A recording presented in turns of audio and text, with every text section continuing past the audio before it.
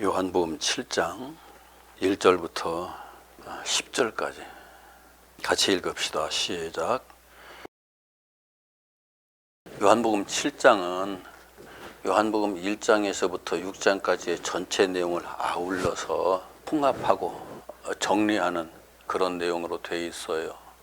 요한복음 7장을 읽는 사람들은 그걸 정확하게 얼마나 이해를 하고 있는지 모르겠는데 7장의 내용 자체가 그래요. 중요한 것은 예수님의 아우들마저도, 예수님이 이제 그 첫째잖아요. 예수님께서 첫째 아들이기 때문에 그 뒤로 이제 그 아우들이 얼마나 태어났는지 우리 모르겠어요. 그러나 아우들마저도 예수님이 어떤 분이라는 걸 전혀 이해를 못하고 하나님의 아들로 이 땅에 오신 분이라는 것을 알지를 못해요. 어찌 보면은 마리아가 그리고 요셉이 그 엄마와 아빠가 그 동생들에게 예수님의 특별한 분이다 하는 것을 이야기를 전혀 안 했을 리가 없는데 그 부분에 대해서 전혀 깜깜한 거예요. 그리고 예수님한테 하는 말이 지금 명절이 됐어요. 초막절. 유대인들에게 3대 절기가 있어요. 오순절, 유월절과 함께 초막절이 3대 절기거든요.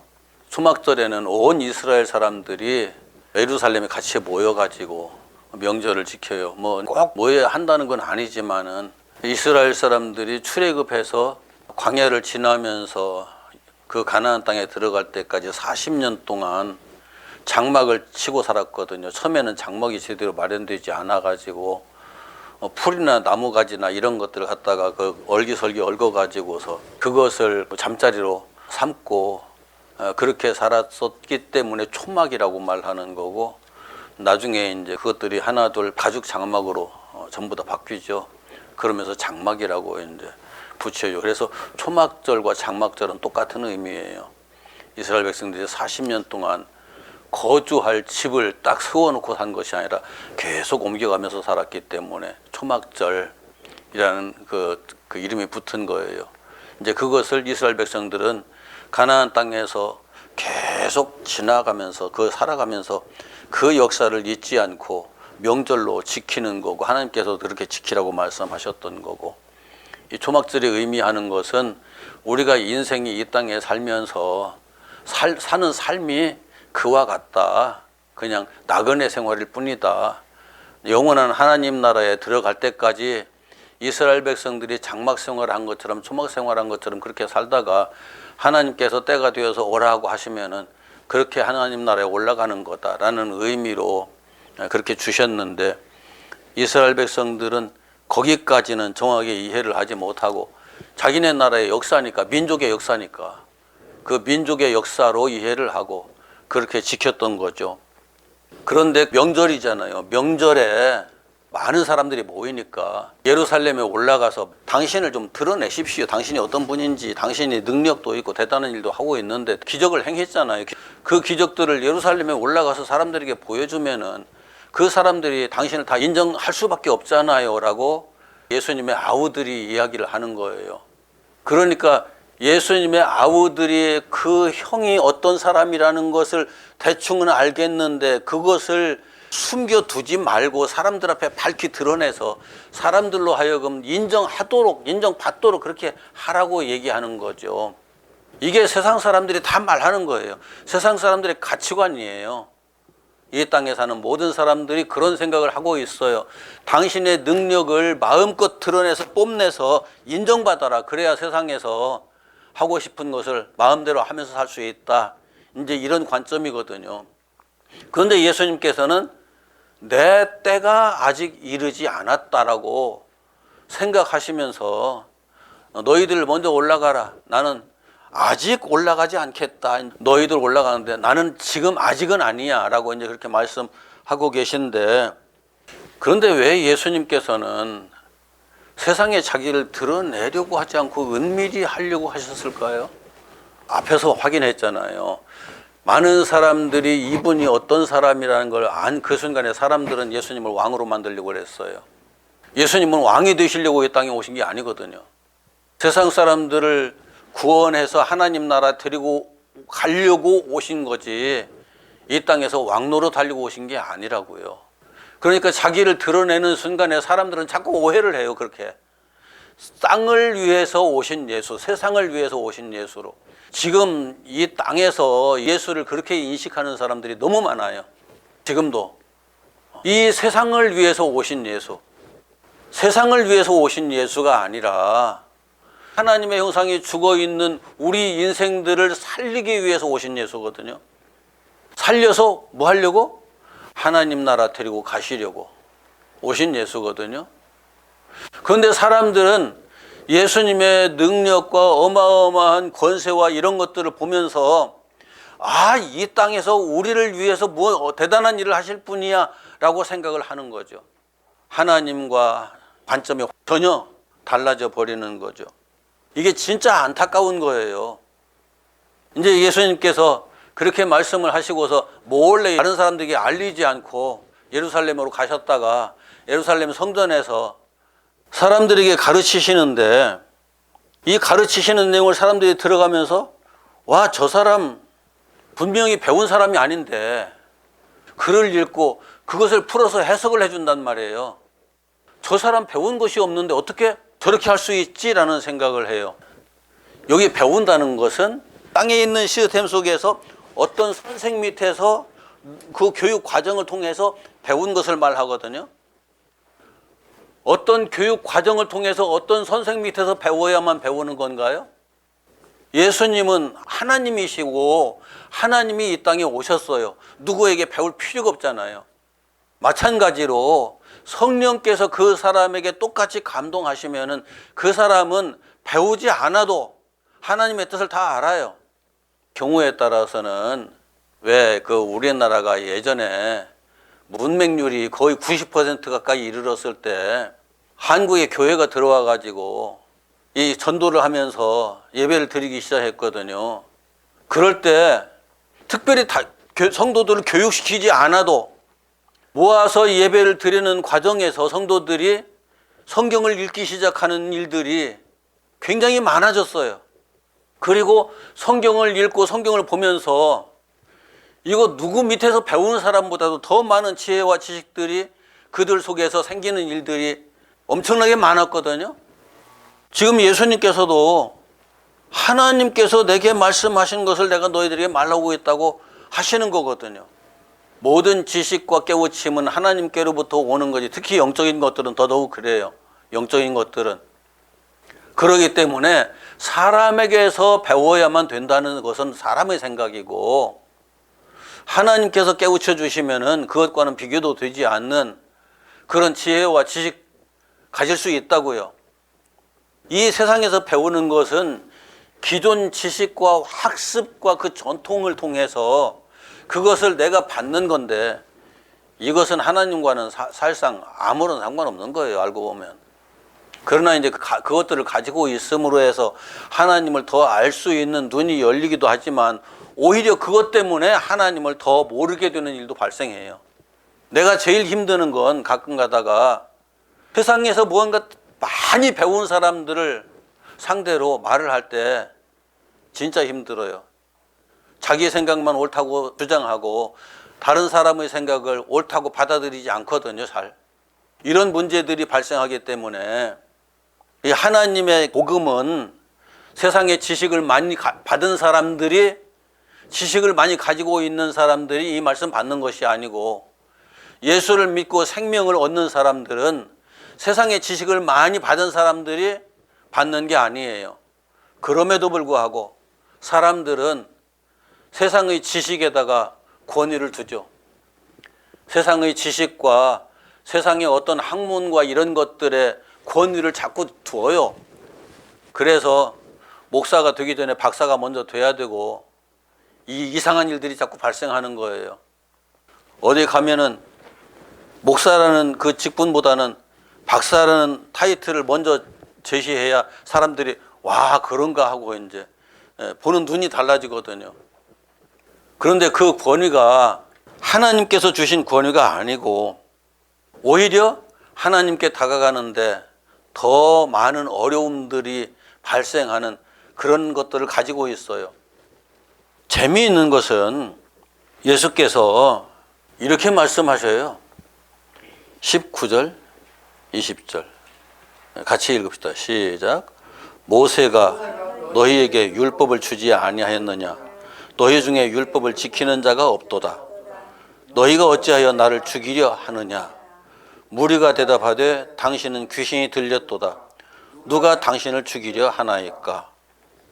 자, 이스라엘 백성들이 모세가 너희에게 율법을 주었는데 너희 중에 율법을 지키는 자가 없다는 말을 이해를 할까요? 이스라엘 백성들은 나름대로 율법을 완벽하게 지키려고 몸부림치는 사람들이거든요. 오히려 예수님께서 안식일도 안 지키고 가끔 가다가 이상한 짓을 하지, 이스라엘 백성들은 그 예수님의 그런 모습이 이해가 안 되는 거예요. 그러면서 예수님은 율법을 지키지 않는다고 지금 꾸지람하잖아요. 우리가 언제 안 지켰는데? 이건 무슨 의미예요? 이스라엘 백성들이 율법을 지키지 않았다는 거예요. 이스라엘 백성들이 율법을 지키지 않았다. 그런데 이스라엘 백성들은 표면적으로는 율법을 완벽하게 지키려고 애를 쓰는 사람들이란 말이에요. 그래서 십계명은 다들 나름대로 자기들의 최선을 다해서 지키려고 애썼단 말이에요. 지금 여기 초막절을 지키러 온 것도 또 율법이에요. 율법을 지키러 왔어요, 지금. 율법을 지키려 모인 사람들에게 율법을 지키지 않았다고 말하는 건 눈으로 보이는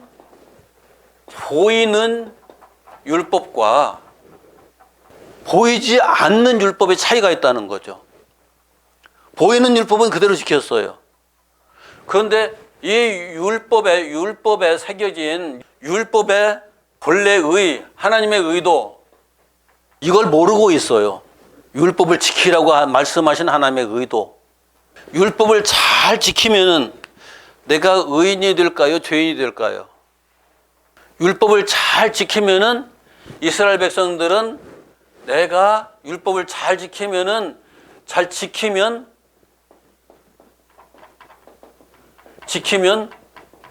의인이 된다고 생각을 했고, 그래서 지키려고 애를 썼던 거예요. 그런데 더욱 더 지키려고 몸부림치다 보면은 이 율법을 어떤 것도 지킬 수 없는 상황이라는 것을 깨닫게 돼요. 자, 내 이웃을 내 몸과 같이 사랑하라고 말씀하셨잖아요. 내 이웃을 내 몸과 같이 사랑하라. 그것이 가능한가요? 내 남편도 내 아내도 내 자식도 내 몸처럼 사랑하는 게 불가능해요. 아니, 내가 아무리 존경하는 사람이라고 해도 내 몸처럼 사랑하는 게 불가능해요. 내 자신처럼 사랑하는 게. 하나님을 목숨을 다해서 살려면 우린 다 죽어야 돼요. 그래서 지키는 것 자체가 불가능해요. 지키려고 하다 보니까 나는 안 되네. 왜 안 될까? 나는 그렇게 지킬 수 없는, 태어나면서부터 우리는 그걸 지킬 수 없는 존재구나. 왜 지킬 수 없는 존재가 되었을까? 이게 바울이 고민했던 거예요. 그러고 보니까 내가 지킬 수 없는 능력 자체가 존재하지 않는다. 나라는 존재가 그걸 지킬 수 있는 어떠한 능력도 지혜도 지식도 일절 없다. 능력도 지혜도 지식도 전혀 없다. 이건 죽은 자잖아요. 율법을 제대로 지켰으면은 내가 죽었다는 사실을 발견하게 돼 있어요. 누가 되었든지 어느 누가 되었든지 내가 죽었다는 사실을. 그런데도 불구하고 이스라엘 백성들은 단 한 사람도, 거기에 모이는 사람들이 내가 죄와 사망의 존재이고, 그래서 하나님 앞에 다시 살아나야, 다시 그 생명을 받아서 살아야 할 존재라는 사실을 전혀 이해를 못하고 있는 거예요. 그러니까 이 율법을 제대로 지켜본 적이 한 번도 없는 거예요, 그 사람들은. 그래서 너희들이 율법을 지키지 않았다고 예수님께서 말씀하신 거고, 유대인들은 보이는 율법을 그대로 지켰기 때문에 안 지켰다는 말이 이해가 안 되는 거죠. 그러면서 오히려 이 땅에서 자기네들이 여지껏 보고 배우고 전통적으로 지켜왔던 그 모든 것들에 거기다 권위를 부여하고 그 권위에 의존하면서 하나님께서 말씀하신 본래의 의도를 깨닫기 위해서 몸부림치는 모습이 보이지 않는, 이게 참으로 답답한 거죠. 과거 유대인들만 그랬느냐? 아니에요. 지금도 똑같아요. 지금도 예수의 이름을 부르는 사람, 하나님의 이름을 부르는 사람들이 다르지 않아요. 우리들이 눈으로 보는 게 정확한가요? 눈으로 보는 것이, 눈에 보이는 것이 그게 100% 사실인가요? 그 사람의 머릿속에 무엇을 생각하고 있느냐에 따라서 보이는 게 달라져요. 귀로 듣고 내가 이해한 것이 내 귀에 들렸으니까, 내가 이해했으니까 그게 사실인가요? 내가 뭘 생각하고 있느냐에 따라서 들리는 게 달라져요. 자, 하나 딱 꼬집어 얘기해 봅시다. 윤석열 대통령이 미국에 가서 처음에 갔을 때 한마디 한 게 있어요. 무엇이 어떻게 되면이라고 말했어요. 기자는 바이든이 쪽팔리겠다 라고 이해를 했어요. 그런데 여당에서는 뭐라고 그걸 들었다고 그래요? 전혀 다른 얘기 하죠. 똑같은 소리를 들었는데 왜 다른 얘기를 할까요? 생각하는 게 다르면은 들리는 것도 다르게 들린다고요. 생각하는 게 다르면. 성경을 펴놓고 읽어가면서도 생각하는 게 다르면 다르게 보여요. 이걸 좀 이해를 해야 돼요. 그런데 성경을 펴놓고 보는 시각이 나에게 맞춰져 있느냐, 하나님께 맞춰져 있느냐, 엄청난 차이가 나는 거예요. 나에게 맞춰져 있으면은 성경을 읽어가면서 내게 좋은 것만 보려고 그래요. 내게 좋은 것만 보여요. 어떤 때는 죽인다는 말도 살려준다는 말로 들린다고요. 그런데 말씀하신 분이 하나님이시잖아요. 말씀하신 분이 하나님이시기 때문에 하나님께서 왜 그 말씀을 하셨는지 이해를 해야죠. 내 귀에 들리는 대로, 내 눈에 보이는 대로 그렇게 이해를 할 게 아니라 하나님께서 왜 그렇게 말씀하셨는지를 이해를 해야죠. 예수님께서는 너희들이 나를 죽이려 한다고 그래요. 이스라엘 백성들 반응은 뭐예요? 우리가 언제 당신을 죽이려 했는데? 우리가 언제 당신을 죽이려고 했어? 그런데 예수님은 너희들이 나를 죽이려 한다고 말하잖아요. 그런데 예수님을 죽이려 한 자들 따로 있어요. 바리새인들 등등. 그때 유대 사회에서 종교적 기득권, 정치적 기득권을 쥐고 있는 몇몇 사람들이 예수님을 죽이려 했는데 예수님은 그 사람들을 가리켜 말하는 것이 아니라 지금 예수님의 이야기를 듣고 있는 그 사람들을 향해서 말씀하셨잖아요. 하나님께서 율법을 말씀하셨어요. 잘 들어요. 율법을 말씀하셨어요. 보이는 율법을 잘 지키면서 본래의 하나님의 의도는 무시당해요. 전혀 이루어지지 않아요. 이건 율법을 죽이는 건가요? 율법을 살리는 건가요? 이게 율법을 죽이는 거잖아요. 율법은 하나님의 말씀인데 이 말씀이 육신이 되어 오신 분이 예수님이잖아요. 율법을 죽이고 있다. 율법을 살리지 않고 율법을 죽이고 있다. 누구를 죽이는 거예요? 그래서 예수님께서 내가 너희들이 지금 율법을 통해서 너희들이 죽은 자라는 사실을 너희가 깨달아야 되는데 오히려 나를 죽인다. 오히려 나를 죽인다. 이해가 돼요? 이게 이해가 안 되면은 성경 볼 줄 모르는 거예요. 그런데 너무나 많은 사람들이 성경을 이렇게 보지를 못해요. 유대인들도 말도 안 돼. 우리가 언제 당신들을 죽이려고 했는데? 이런 반응을 보이는 거죠. 요한복음 1장에서부터 6장까지의 내용이 계속 예수님께서 이 땅에 오신 목적이라든지 모든 것들을 하나님의 계획이라든지 이런 것들을 다 밝히 드러냈어요. 다 보여줬어요. 그럼에도 불구하고 예수님께서 이 땅에 오신 목적도 이해를 못하고, 그리고 뭘 하러 오셨는지도, 지금 뭘 하고 계시는지도 이해를 못하는 거예요. 그런데 심지어 그 동생들조차도 모르는 거예요. 이런 상황이 지금 한국 교회에서도 별로 다르지 않게 똑같이 진행되고 있는 거예요. 이걸 제대로 알았으면 한국 교회가 지금 전부 다 우리가 죽었다, 큰일 났다, 가슴 치면서 통곡해 가면서 회개하고, 하나님 우리를 살려주십시오, 날마다 부르짖어야 맞는데, 자기들은 살았고 자기들은 하나님 말씀 잘 지킨다고 착각하고 있거든요. 그 사람들은 오늘도 모여서 예수 죽이는 거예요. 하나님은 땅의 어떤 권력 가지고 일하시지 않아요. 그런데 우리들은 땅의 어떤 권력을 자꾸 보고서 그것이 대단한 것처럼 생각해요. 땅의 권력, 저 뒤에 가서 보죠.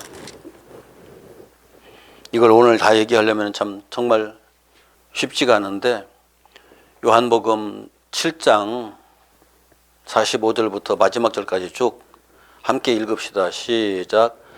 아랫사람들이 대제사장들과 바리새인들에게로 오니 그들이 묻되 어찌하여 잡아오지 아니하였느냐. 아랫사람들이 대답하되 그 사람이 말하는 것처럼 말한 사람은 이때까지 없었나이다 하니, 바리새인들이 대답하되 너희도 미혹되었느냐. 당국자들이나 바리새인 중에 그를 믿는 자가 있느냐. 율법을 알지 못하는 이 무리는 저주를 받은 자로다. 그 중에 한 사람 곧 전에 예수께 왔던 니고데모가 그들에게 말하되 우리 율법은 사람의 말을 듣고 그 행한 것을 알기 전에 심판하느냐. 그들이 대답하여 이르되 너도 갈릴리에서 왔느냐. 찾아보라. 갈릴리에서는 선지자가 나지 못하느니라 하였더라. 자, 대제사장들과 바리새인들이 사람들을 보내서 예수 잡아오라고 그랬어요. 그런데 예수님께 와가지고 얘기를 듣다가서 너무너무 그 내용들이 충격적이고 가장 본질적인 말씀들을 하시니까 그걸 듣고서는 그냥 기가 팍 죽어가지고 꺾여가지고 이제 빈손으로 대제사장들과 바리새인들이 있는 곳에 왔어요. 왜 그냥 왔느냐고 물어요. 그러니까 그 사람이 말하는 것처럼 말하는 사람은 이때까지 없었습니다. 자, 보세요. 예수께서 말씀하시는 것처럼 그 말하는 사람은 이제까지 없었습니다. 자, 어떤 유명한 사람이 말하는 말을 그대로 옮기는 그 사람은 사람들이 그 말을 쉽게 알아들을까요? 못 알아들을까요? 이미 그 사람 말 알아들었어요. 그리고 그 사람 말 똑같이 하는 사람들은 이제 같이 연결해서 저 사람이 그런 말을 하는구나 쉽게 알아들어요. 여지껏 유대주의 사회에서 율법을 얘기하고 하나님의 말씀을 얘기하고 나름대로 이 하나님의 백성으로 살아간다고 하면서 성경을 해석해서 얘기했던 것들은 수없이 듣고 들었던 것이기 때문에 익숙해요. 그런데 예수님께서 말씀하시는 것, 율법을 너희들이 무시한다, 지키지 않는다. 이게 지금 그들이 듣던 말인가요? 나를 죽이려 한다. 하나에서부터 10까지 성경에 대해서 말하는 내용들이 전혀 다른 얘기들을 하고 있거든요. 그런데 공감이 안 오는 것이 아니라 그게 공감이 되는 거예요. 공감이 된다는 것은 이 사람들도 어느 정도 뭔가 율법을 보는 시각이 어느 정도 열려 있으니까 이 말씀하시는 내용들에 대한 공감이 되는 거예요. 그런데 먼저 다른 지식에 꽉 사로잡혀 있는 사람들은 그게 공감이 될까요? 안 될까요? 먼저 다른 지식에 사로잡혀 있는 사람들은 새로운 지식이 들어올 자리가 없어요. 먼저 다른 지식이 그 자리를 꽉 채우고 있는 사람들은 그곳에 다른 지식이 들어올 틈이 생기질 않아요. 그러면서 하는 말이 48절 같이 읽어요. 시작. 당국자들이나 바리새인 중에 그를 믿는 자가 있느냐. 48절이에요. 다시 한번. 당국자들이나 바리새인 중에 그를 믿는 자가 있느냐. 당국자 어떤 사람이에요? 정치를 하는 사람들, 정치인들. 현재 정치인들이 그를 믿는 사람이 있느냐. 바리새인들은 성경을 연구하고 성경대로 살려고 몸부림치는 사람들이에요. 성경을 연구하고 성경대로 살기 위해서 몸부림치는 사람 중에 그를 믿는 자가 있느냐. 정치를 하는 사람들, 이때 이 이스라엘 백성 중에 정치를 하는 사람들은 전부 다 하나님을 정말 열렬하게 믿는 사람들이에요. 하나님을 모르는 사람들이 아니고 기존에 하나님을 알고 그 믿음을 지키는 사람 중에 예수를 인정하는 사람이 있느냐? 없다는 거예요. 우리들이 기존 지식에 의존하면은 예수 믿기 힘들어요. 하나님 만나기가 힘들어요. 뭐든지 새로운 지식으로 나가기가 힘들어요. 지난주에 수요일 날 그 목사님들하고 모여 공부를 해가면서 제가 했던 말이 있어요. 쉽게 이해를 시키기 위해서 뉴턴이라는 사람이 거침돌이 되면은 그 사람은 뉴턴을 넘어서지 못한다.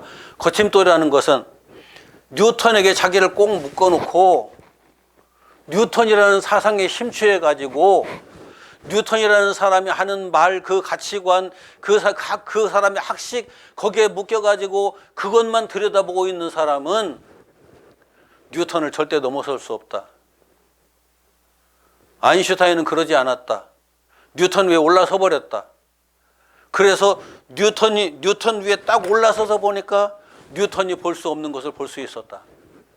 내가 이제껏 배운 지식은 그 지식 위에 내가 올라서기 위해서 배우는 것이지 그 지식에 나를 묶기 위해서 우리가 지식을 배우는 게 아니다.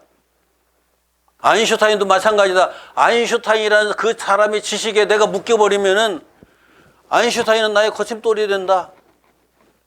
아인슈타인 위에 올라설 수가 없다. 그런데 아인슈타인 위에 올라서지 않으면은 아인슈타인보다 더 넓은 세계를 볼 수 없다. 이 땅의 어떤 권위에 내가 묶여버리고 그것에 내가 정복돼 버리면은 그것에 지배를 받기 시작하면은 그 위에 올라설 수 없어요. 그것은 그때부터 거침돌이에요. 어떤 것도 예수님 이외에 하나님 이외에 내가 묶일 수 있는 존재는 이 땅에 없어요. 우리가 묶일 수 있는 존재는 이 땅에 없어요. 와, 누구 제일 아니요. 그 사람은 이미 거기에 묶여 있는 사람이에요. 우리 교단이 칼빈에 묶여 있어 가지고서는 그 칼빈이 우상이 되어버리고 말고 그 위에 올라설 수 없는 사람이 되어버리고 마는 거예요. 그 거침돌에 걸쳐가지고. 제가 이렇게 그 신학 공부를 해가면서 과거에 유명했던 신학자들을 막 쫙 얘기를 하는 그 얘기를 들어가면서 느낀 게 있어요. 저 사람은 거기에 묶여 있구나. 과거에 위대했던 어떤 그 학자들 얘기에 폭 빠져가지고 그 학자들 막 그랬다. 아, 그거 좋아요. 그런데 거기에 묶이지 말아야죠. 칼빈주의자는 칼빈에 묶인 사람들이에요. 루터주의자는 루터에 묶인 사람들이에요. 그건 하나님께서 나에게 올라서라고 디딤돌 하나 주신 거거든요. 디딤돌이 되지 못하고 거침돌이 되어서 거기에 묶여 있는 거예요. 모세도 엄밀하게 말하면은 바로 그런 존재예요. 모세 위에 딱 올라서야 최소한 모세가 보고 얘기했던 것만큼 보고 그 이상, 모세가 말했던 것 그 이상을 볼 수 있는 사람이 되는 거죠. 모세가 나에 대해서 말했다. 그것도 안 되잖아요, 지금. 그것도 이해를 못 하잖아요. 그러면서 어떻게 하나님을 믿고 예수를 믿는다고 말해요? 이게 요한복음 1, 2, 3, 4, 5, 6장까지를 제대로 다 이해를 하고 나면은 7장에서 예수님께서 얼마나 안타까운 마음으로 이 말씀을 하시는지를 알 수 있어요. 그걸 모르면 그 뒤에 읽어도 어차피 똑같은 상황이 발생하는 거예요. 전통 중요하죠. 온고지신이란 말이 있잖아요. 지난날의 것을 내가 견고히 하고 제대로 배우고 익히고 그래서 새로운 것으로 나아갈 수 있는, 지신이 안 되면은, 온고만 되고 지신이 안 되면은 그 사람은 배우고 있는 사람이 아니에요. 자, 아까 읽었던 거 다시 한번 52절 같이 읽어봅시다. 시작. 그들이 대답하여 이르되 너도 갈릴리에서 왔느냐? 찾아보라. 갈릴리에서는 선지자가 나지 못하느니라 하였더라. 니고데모가 그 사람들, 그 당국자들과 바리새인들의 말을 듣고서 다른 사람의 말만 듣고 판단할 수 없다. 쭉 지켜보고 나서 나중에까지 다 지켜보고 나서 그 결과를 보고 얘기하자라고 말해요. 모든 것은 결과에 나타나요. 결과에 나타나요. 그런데 사람들은 결과를 보기 전에 성급하게 판단해버려요. 몇 마디 말만 듣고서 그 말들이 자기 귀에 솔깃하면은 그냥 끌려가는 거고, 그 말들이 자기 귀에 거슬리면은 그냥 잘못됐다고 말하고 밀어 제껴버리는 거고, 이런 일들이 발생해요. 그런데 결과를 봐야죠. 결과를. 그런데 결과까지 기다리기가 쉽지 않잖아요. 제가 이단에 빠져 있는 사람에게 그 이단자의 속성을 쭉 얘기해 가면서 문제가 많다. 그게 무슨 의미가 있느냐, 거기에 빠져가지고. 그랬더니만 나한테 대답하는 말이, 그 사람은 결코 죽지 않습니다. 만약 그 사람이 죽는다면 그때 가서 제가 거기서 나오겠습니다. 결과를 보고 얘기하겠다는 거예요. 그런데 결과를 보기 전에 이미 그 사람 계속 늙어가고 있거든요. 늙어가는 사람이 안 죽을 수 있어요? 자기를 신이라고 했는데, 자기를 신이라고 한 사람이 늙어간다면 거짓말이에요, 참말이에요? 신이 어떻게 늙어요? 신은, 하나님은 천지를 창조하실 때 조건을 걸지 않았어요. 이렇게 너희들이 이렇게 되면 내가 천지를 창조하겠다 하지 않고 하나님께서는 그냥 천지를 창조하셨어요. 그리고 지금까지도 우리들이 어떻게 하면이 아니라 하나님의 주권적으로 역사를 계속 이끌어와요. 그런데 이단자들의 얘기를 가만히 듣다 보면은 너희들이 나에게 어떻게 하면, 내가 말하는 것을 어떻게 하면 따라주면은 그렇게 하겠다, 그런 식이에요. 그런데 이단자들 뿐만이 아니에요. 기독교 안에서 똑같은 얘기 똑같이 하고 있어요, 지금. 우리가 하나님의 은혜로 구원받는 거지 우리가 어떻게 해서 구원받는 게 아니잖아요. 그런데 하나님의 은혜를 이해를 못하는 거예요. 이 말씀을 이해를 못하는 거예요. 이 말씀을 이해를 못하고 율법을 이해를 못하는 거예요. 이게 예수고, 이게 예수께서 오셔서 완성하면은 나를 구원하신다는 그 하나님의 약속이 이 예수 안에서 이루어진다는 사실을 그럴듯하게 얘기는 하는데 무엇인가 자꾸 중간에서 다른 것들이 껴요. 한번 봅시다. 열왕기상 19장 11절부터 13절까지 같이 있습니다. 시작. 여호와께서 이르시되 너는 나가서 여호와 앞에서 산에 서라 하시더니 여호와께서 지나가시는데 여호와 앞에 크고 강한 바람이 산을 가르고 바위를 부수나 바람 가운데 여호와께서 계시지 아니하며 바람 후에 지진이 있으나 지진 가운데에도 여호와께서 계시지 아니하며 또 지진 후에 불이 있으나 불 가운데에도 여호와께서 계시지 아니하더니 불 후에 세미한 소리가 있는지라 엘리야가 듣고 겉옷으로 얼굴을 가리고 나가 굴 어귀에 섬에 소리가 그에게 임하여 이르시되 엘리야야 네가 어찌하여 여기 있느냐. 엘리야가 이세벨이 자기를 죽이려 갖고 군사들을 보내서 그 찾아다니니까 하도 답답해가지고 도망가서 호렙산에 숨었어요. 호렙산에서 이제 돌을 찾아 굴 속으로 들어갔어요. 거기서 기도를 했어요. 기도를 하는 과정에서 왜 나를 이렇게 힘들게 하십니까? 하고 하나님 앞에 이제 푸념을 털어나가면서 기도를 했죠. 이 과정에서 엘리야가 엄청난 지금 일을 경험을 하는 거예요. 자, 앞에서 먼저 경험하는 것이 여호와께서 이르시되 너는 나가서 여호와 앞에 산에 서라라고 말씀하셨어요. 그런데 하나님께서 지나가시는데 맨 먼저 어떤 현상들이 나타나요? 산을 가르고 바위를 부수고. 예.